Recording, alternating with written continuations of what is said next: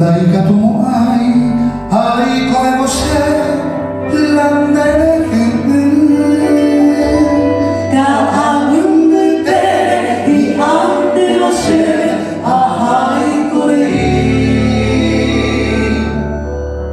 Nuestro corazón siempre cargado de que ha pensado.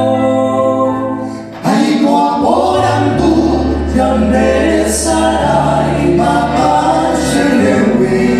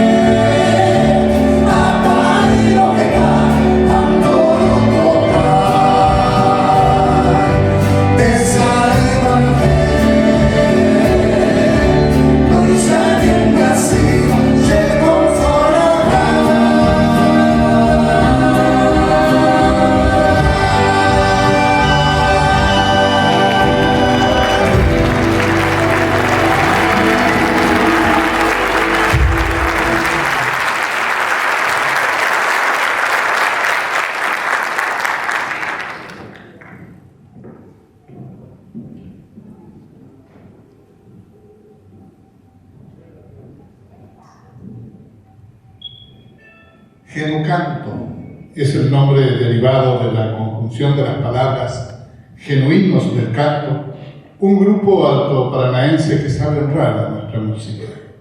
Lo integran tres talentosos cantores, Patricia Ramírez, Nico Romero y José Papi Ovelar.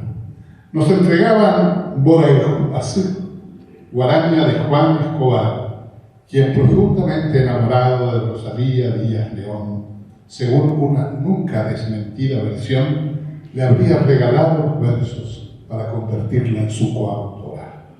Boraju Azú, o el retrato del amor que duele y lacera, convertido en guaraña.